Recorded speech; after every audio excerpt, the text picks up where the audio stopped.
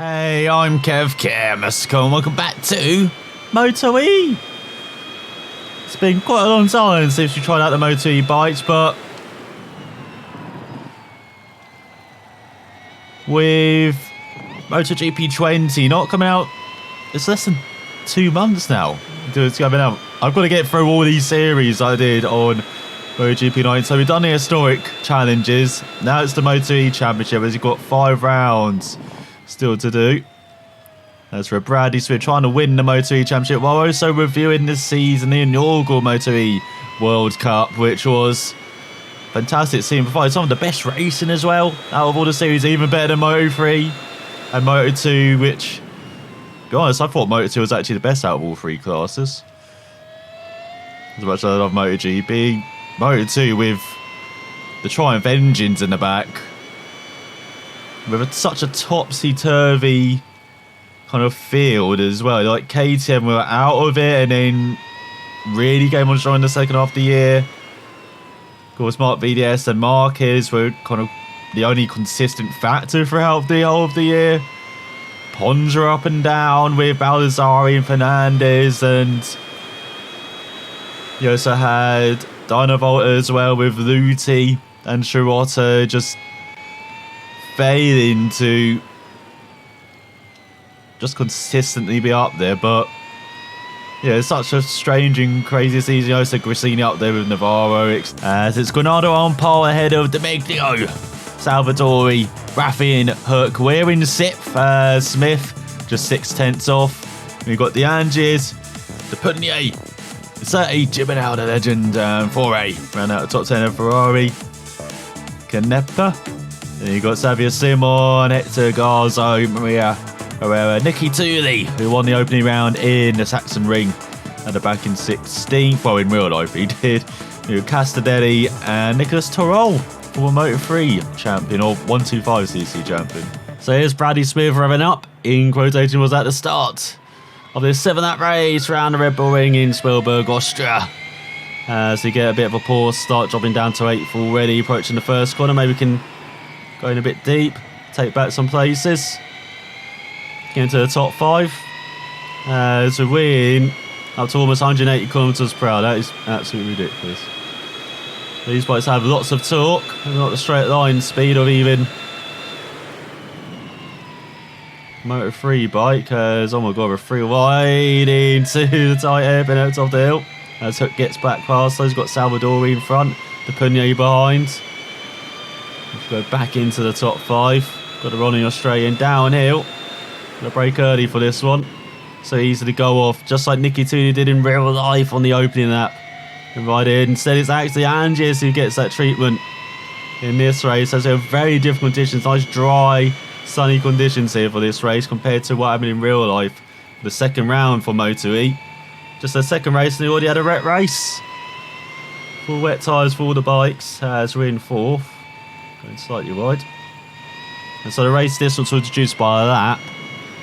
I also saw a bit of a mixed up grid as well. So the Meglio right at the top. Qualifying, but like sort of say, Granado is very strong in practice, qualifying down the order. Man, you saw him come up the order at the start, and just like he is doing at the moment, weaving from side to side leading. What the hell are you doing, Granado?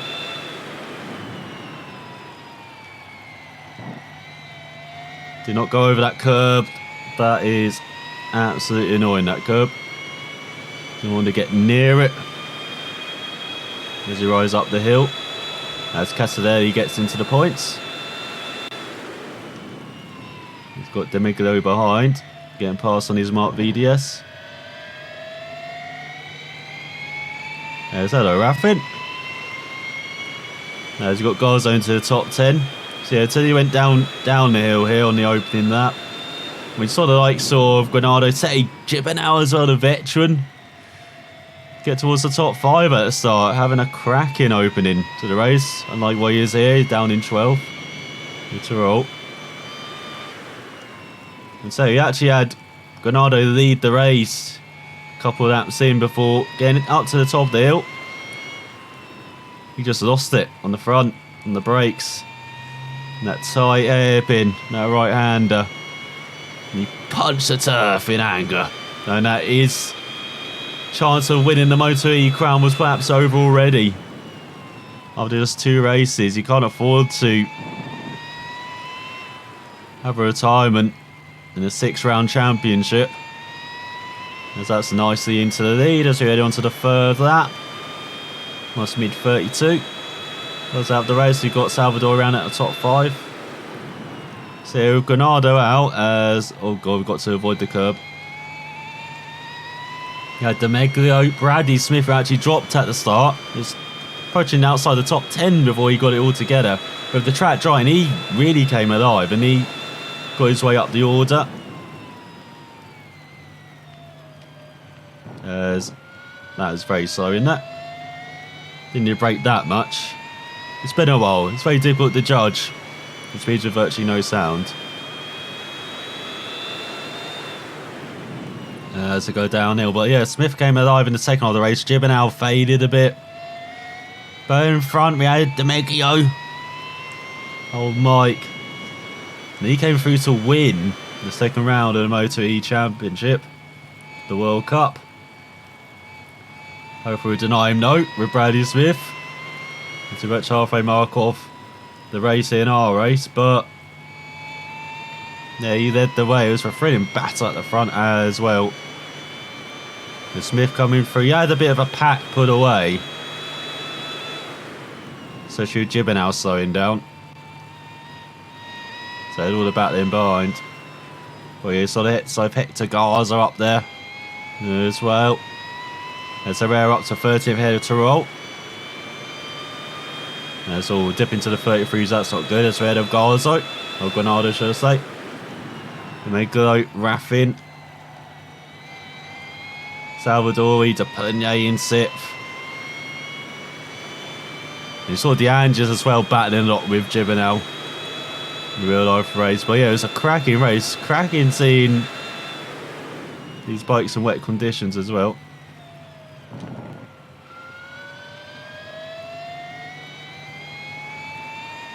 Yeah, should be out into the top 10 there, guys. So,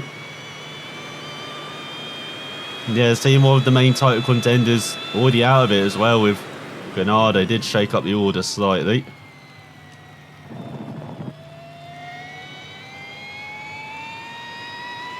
There's got Simon head of Hook.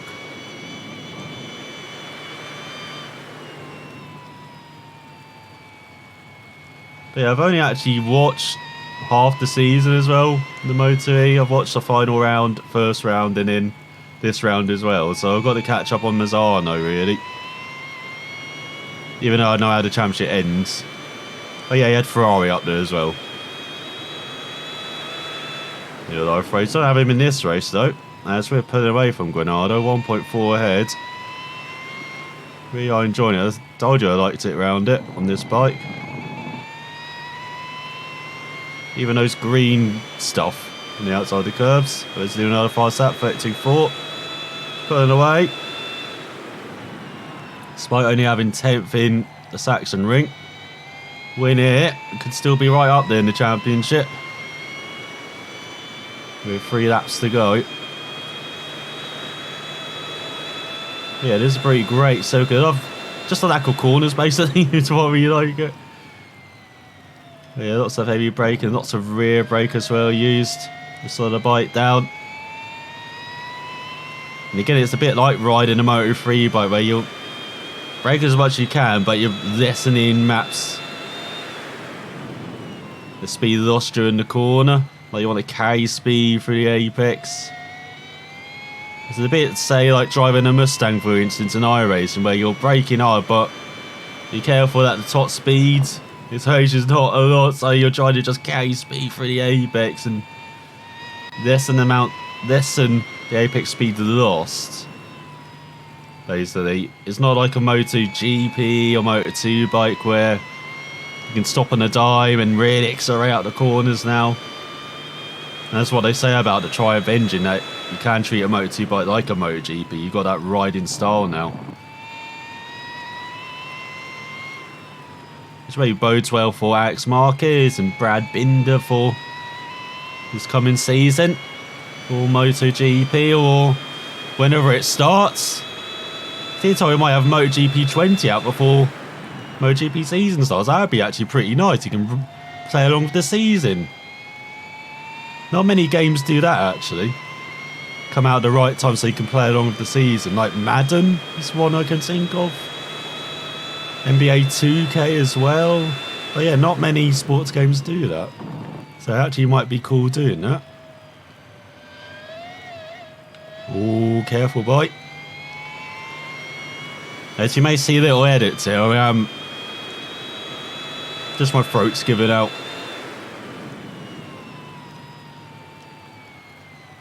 This MotoE biz is not good for my throat, apparently. But yeah, you do have to be careful at acceleration. It just bites you without you really knowing. I imagine what it's like in real life. It's almost like a go-kart, really. Like that way of driving. It's perhaps a better analogy than the Ford Mustang.